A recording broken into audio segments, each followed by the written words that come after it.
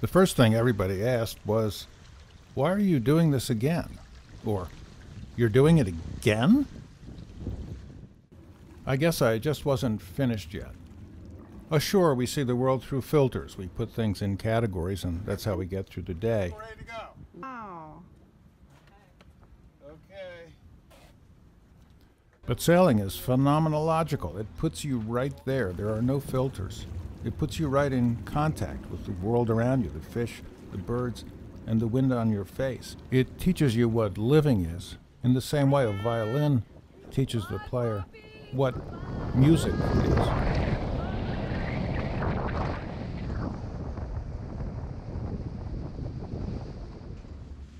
This is a new boat for me, a 1984 Ericsson 38, which I spent a year preparing for this voyage because it's 2,300 nautical miles from Los Angeles to Oahu. Funny how I didn't remember the seasickness on the second day. Well, you're the one who wanted to come. How do you like it? Let's go on deck and put in another reef. We'll be doing this 4 or 5 times a day. I'll take you through the steps. First, we need to slack off on the main sheet to relieve pressure on the sail.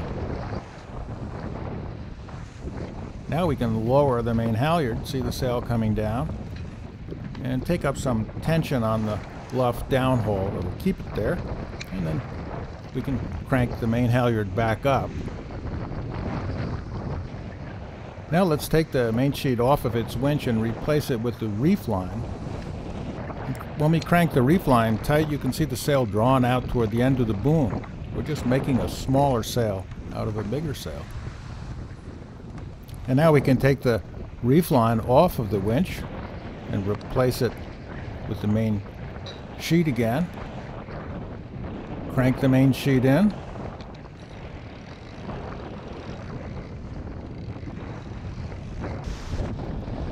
Wind vane's doing fine. Hey, we're riding better, wouldn't you say? One thing about sailing, you don't just sit there, you take some action. So how's it look out there? Water temperature 66. I guess we're not in Hawaii yet. Why, look, the sun almost came out. After 4 days of my long johns, I'd forgotten about the sun. So I can stroll around the deck and try not to think about home, where there's a holiday today.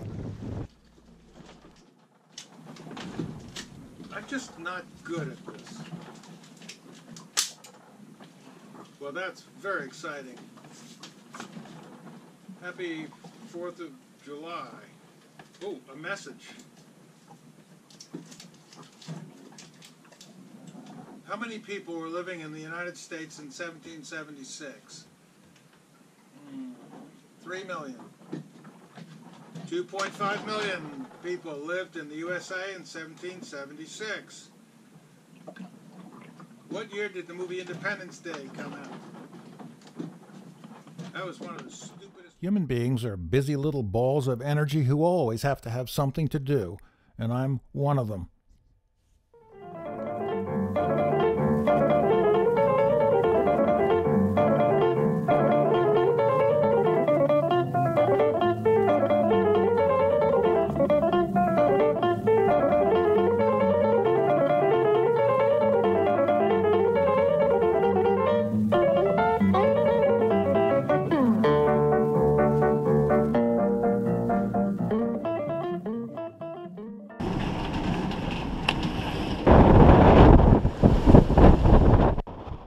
But 500 miles offshore, you're not the world anymore. You're in the world, and you know it because you can feel the rain on the end of your nose and the cold in your fingers. You don't have to do anything. You just hold on. You're not it. You're part of it, a small part of it. And paradoxically, as the world gets bigger, so do you. You can see by the amount of dirty dishes how much I've eaten in a week. This is a salt water pump. All the water you want just with your foot. Is a rainbow the diffusion and refraction of sunlight by water droplets? Or is it a rapturous arc across the heavenly sky. Well, you can't Google it out here, so it is what it is.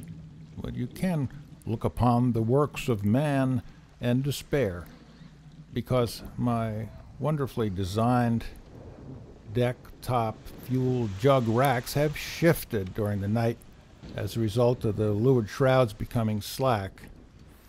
But I think that if I just pull them up and jam them into a new position so that they're outboard of the grab rails, they'll sit more vertically and be just fine. I think that'll work. Why wouldn't it work? Looks fine to me. We carry 75 gallons of diesel, 55 gallons in the main fuel tank, and 20 gallons on deck, and we've used 6 or 7 gallons. So let's put one of the 5-gallon jugs in using a $15 rattle siphon. The best invention since bubble gum. Sleeping on a boat going 7 knots in a seaway is a learned skill. You learn to wake up every hour or two to make sure nobody's going to run you down. And since the bunk boards turn your bed into a sort of a coffin, sleeping at all can feel like a journey to the other side.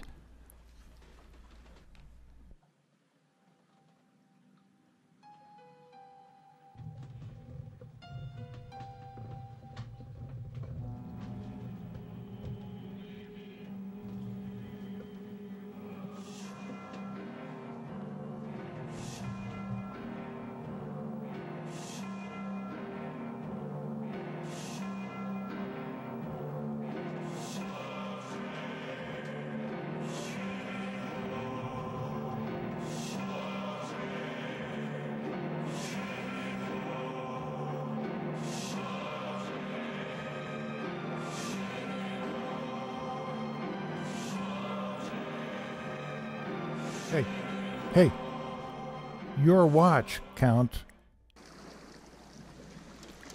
And if anybody's wondering who steers the boat while we're biting the bridesmaids, it's a self-steering vane on the stern. Couldn't be a single-hander without one. So this is day 10. It's my birthday. I'm 74. It feels great. And I just saw the biggest flying fish I've ever seen. And if one of those lands on deck tonight, we'll have flying fish with our eggs for breakfast tomorrow.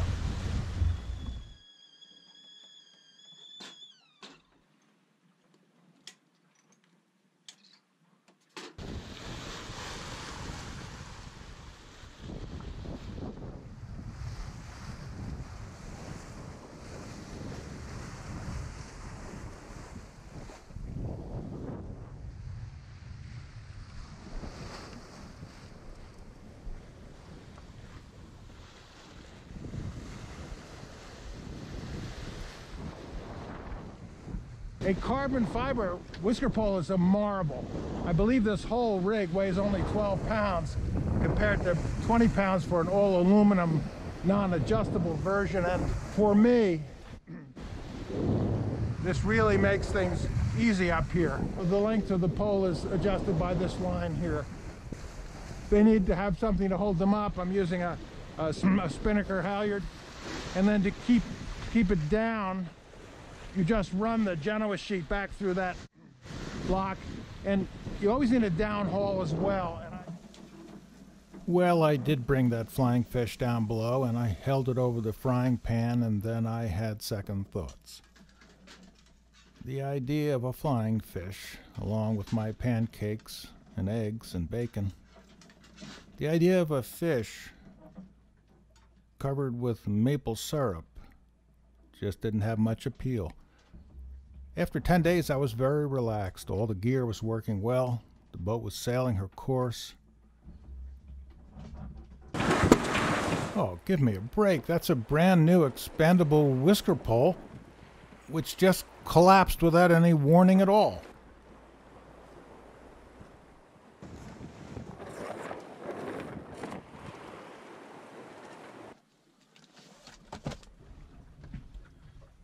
Replacing the line.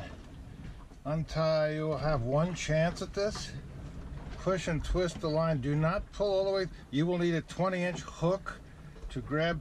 Do not pull the messenger out of the pole on the new line. The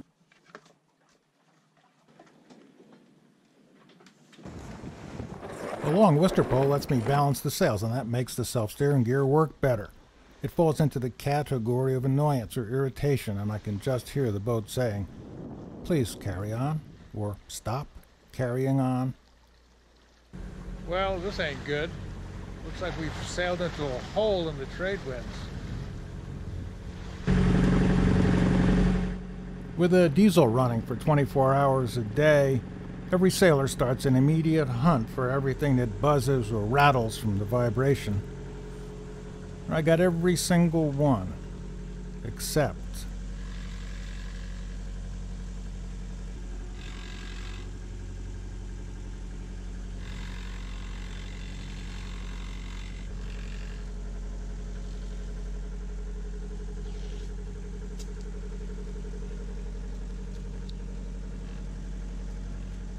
Yes. No.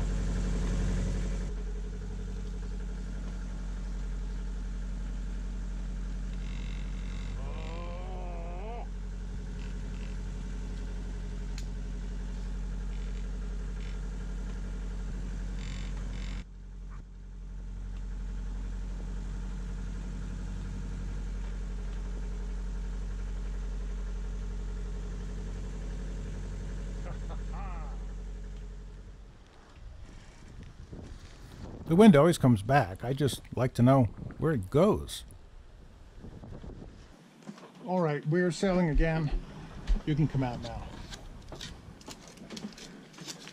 No, I don't think there are too many rules on this boat. Listen, nobody likes an engine running, but you didn't hear me rattling about it. You're a valuable member of the crew. Many a cold night in Los Angeles, you've warmed this cabin. No, I don't think it's too hot here. This is Hawaii. It's supposed to be like this. You're doing fine. I just wish you could be more like your sister.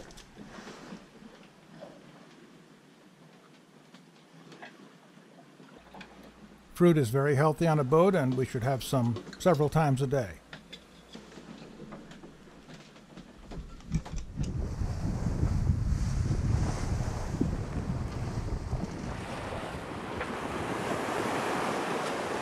Day 16, what a good nap that was.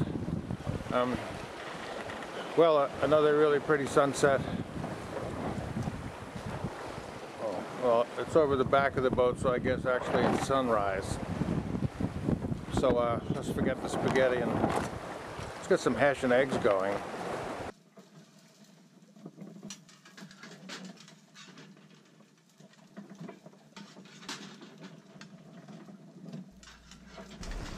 This is a world where a bucket over the side brings up the fountain of youth.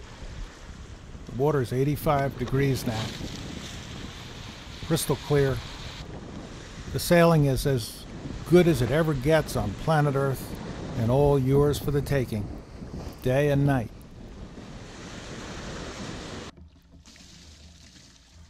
The showers, just that. Do rinse off with some fresh water though, so you don't sleep with salt crystals in your ears. There aren't very many surprises, but here's one of them. What is that? You know, we passed some Transpac boats yesterday. You don't see this on the ocean at all. It's a lifeboat. We'd better get over there. If it isn't a lifeboat, what is it?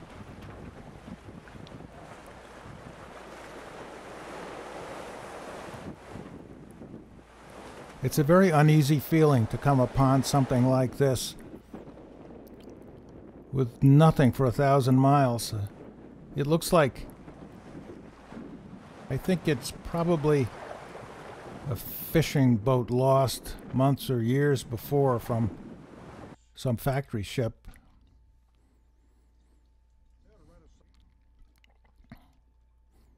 If it had been a lifeboat, we would have had to attempt the rescue. Now we attempt a cocktail. Here's a toast to them that ain't us.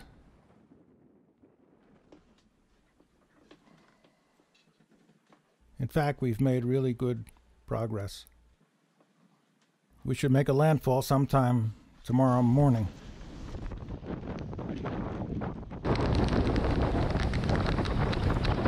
The last 24 hours, nobody sleeps much. You have to be alert. Things might change. Gear might fail. And you sort of welcome that fuzzy feeling and settle in for a long night. Make some coffee and put some cookies out. I think it's one of the most exciting parts of any voyage. The idea now is not to screw it up, make a silly mistake, not to fall overboard or fall asleep, to sit out the night with your binoculars.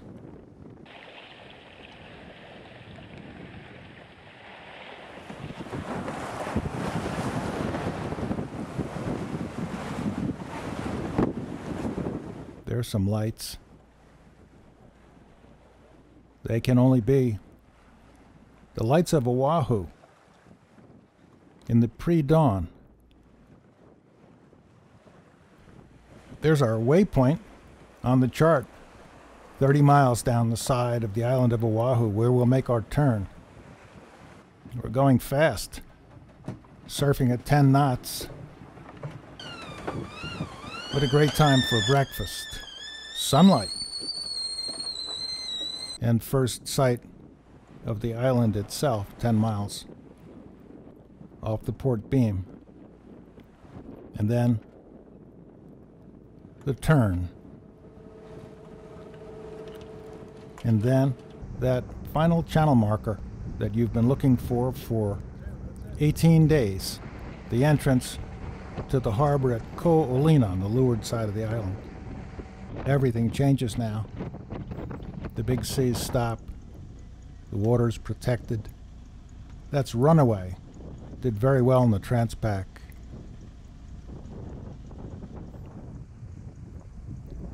For the first time in a long time, the boat will be steady underfoot. Will be tied by lines in a slip. We'll have to meet people again. And we'll try not to be weird or see them as sense data, because they fall into the category of people you love.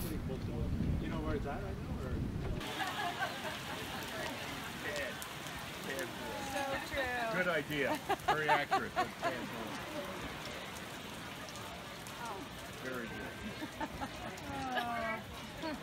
Hey, it's stopping right on cue. But now, never mind all the lessons of offshore. Suddenly the universe is broken. It needs to be repaired and examined and checked off. The Zerk fitting needs to be greased so the steering wheel on the way home will turn freely. Well, there must be lots of other things to do. Let's work on the self-steering gear. Before the family arrives, we can re-rig everything if we want to. We have time. I know about that Wister pole that broke. How are we going to fix that? I think I'll call Force Bar on the phone and spend a couple of days shopping for tools, and then we'll rewind everything. We'll try to drill. But I did manage to get the line rerun and to make the hole bigger and to have a pole that would work for the way home. In fact, it felt very powerful to once again be able to fix the universe with my toolbox. And on every island in the deep blue sea, it's 5 o'clock somewhere. Tom Hatcher sequence. Simon Engler, adventurous, Rafiki Cutter. Jo Beth Merrihew. I am on the Naughty Girl, and she's a 47-foot Catalina sailboat. Keegan Conway. I'm lucky enough to be aboard the Big Buzzard. One day I'll have a boat of my own. Cheers. Cheers to that. Olivia Olivet. I am aboard Big Buzzard, and I love the universe. Take care of it. My name's George, and Big Buzzard. My name is Tim Knuff. I'm on the Moondrop, which is a 36-foot Union Polaris. I'm Eric Gold. My boat is Liliana, a Erickson 32-3 at the Alawai. Hi, I'm Carol. I live on Kuleana, which talks about responsibility, personal, spiritual, kind of my philosophy, and happiness. Hi, I'm Izzy. I'm also on Big Buzzard, and she's a 52-foot sloop racer cruiser. And I'm Melissa, and I'm another one of these people on Big Buzzard. Aloha, I'm Octavia. I'm on Bella Marina, a 44-foot hunter, and I love Hawaii. I'm Peter. I'm also on Bella Marina. I also love Hawaii, but I'll soon to be loving Tahiti. Yeah, you can post it to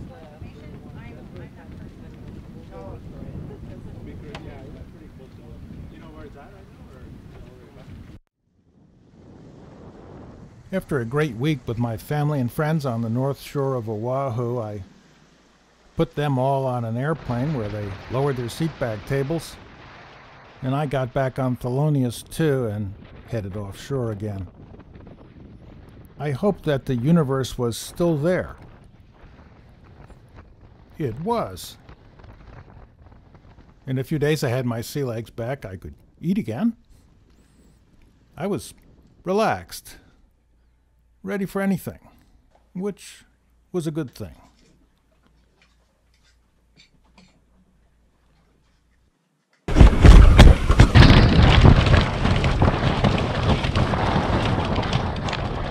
When the line on the self-furling headsail breaks violently, the whole sail immediately deploys. So, up and at 'em.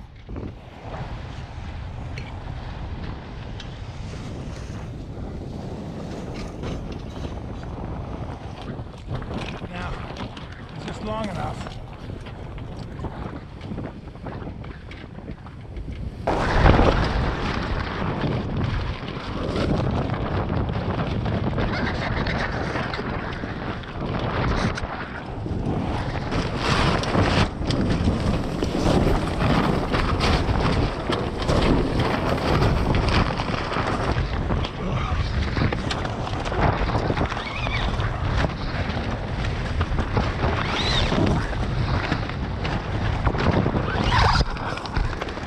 Insult to injury. We'll get this done.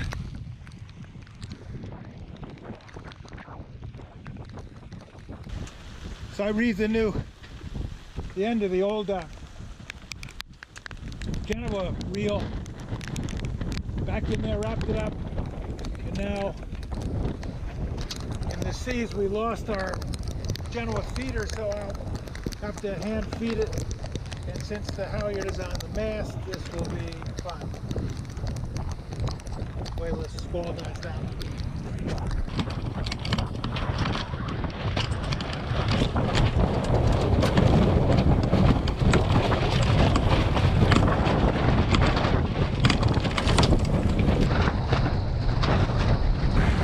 That looks all right.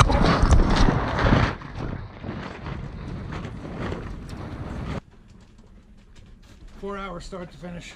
I've been reading Don Street on this topic, roller furlers, so I didn't put it back together backwards. I should like to say what he writes. Taking down roller furling headsails can be tough, but setting the new sail is even worse. It has to be fed into the luff groove just right and eased up on with the halyard.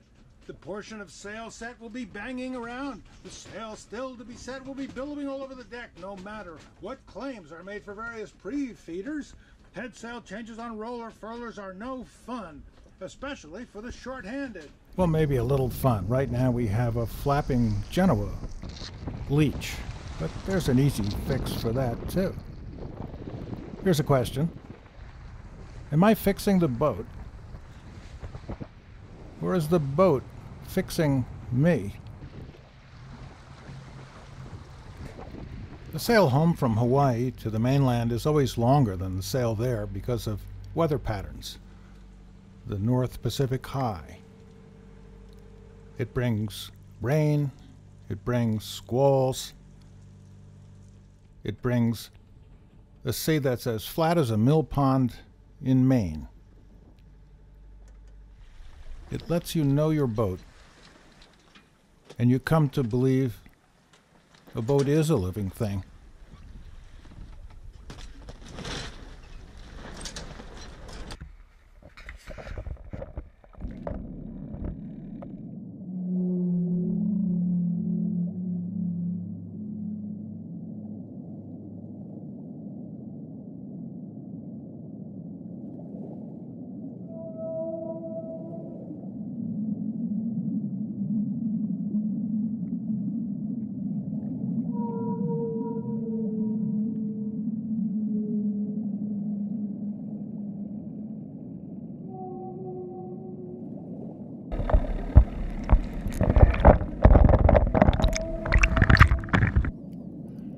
We've been motoring a lot, so the question is, how much fuel do we actually have left?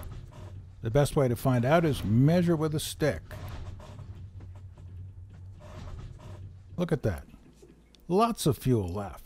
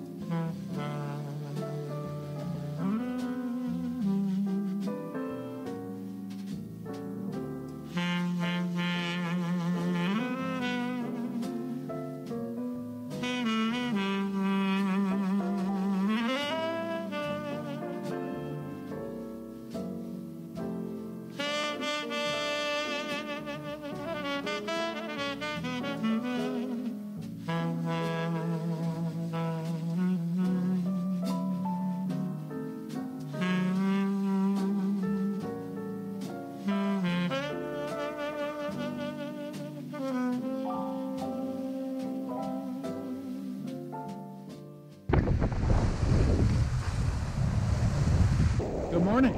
Well, here's a change for the better. We've had 25 knots over the deck for the last couple of days, and now we're down to 20. And the grid files show that the wind has diminished some the next week, and so our slant back to Los Angeles, which is about 700 miles away, will be easier than I thought it was going to be. And I have found that wearing tow, I think you're out here is a good idea.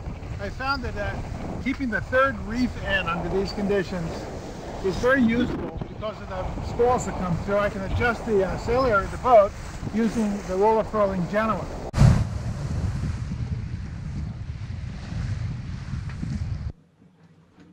I use a satellite telephone hooked up to a laptop to send my noon position report home every day. I learned to type using Mario Teaches Typing, and he never said the keyboard would be moving around like this.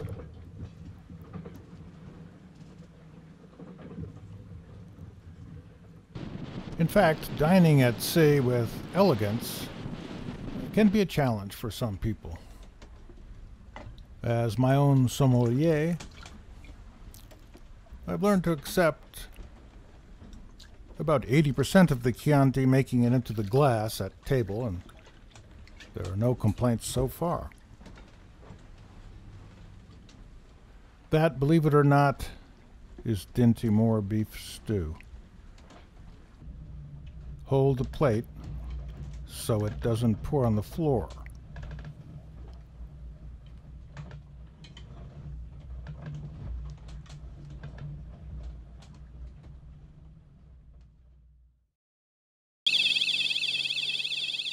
That was not just a ship alarm, that was a collision alarm, which said that a 1,000-foot-long container ship going 20 knots was going to come within 0.10 miles of my position. The answer to that is a quick course away, away, away.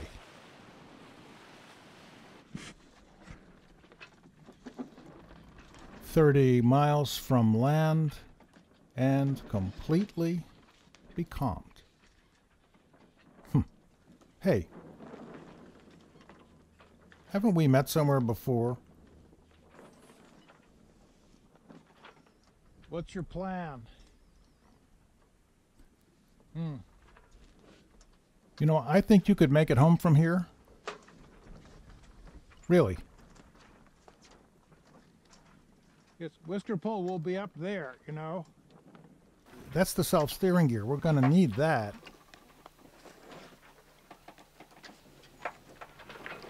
And in an hour, he did fly off, and I did what I do when becalmed offshore, which is to turn on the engine and make spaghetti.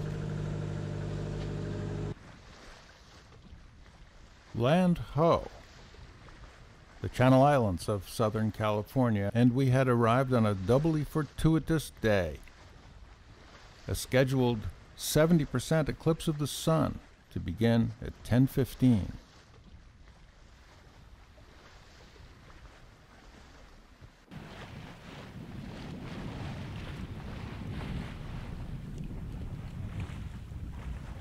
Shield your eyes now, because here we are at the height of the eclipse.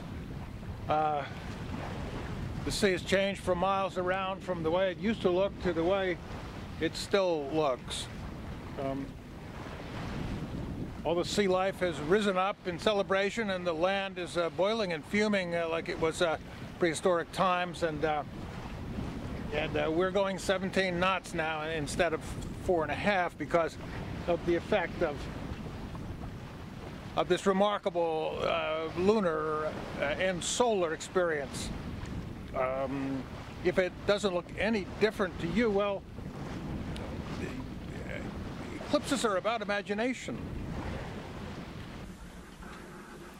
With only 100 miles to go, I could already feel the old wise guy returning. It's how we live in the world. I was back to the future again.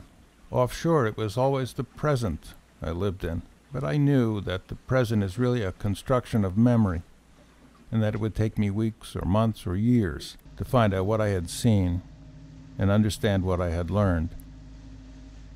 We'd sailed more than 5,000 miles. We'd circumnavigated the North Pacific High. We'd seen wind and rain and reefs and calms. And now, home again. The education continues.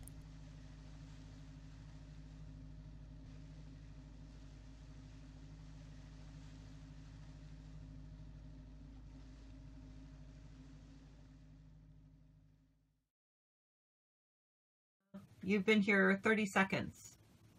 How is it? Let's go home and have a drink.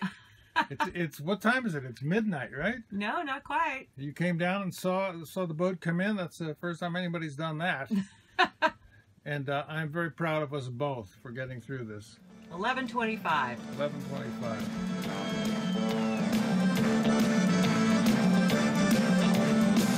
It was a slow day, and the sun was beating on the soldiers by the side of the road. There was a bright light, shattering the shop windows. The bomb in the baby carriage was wired to the radio.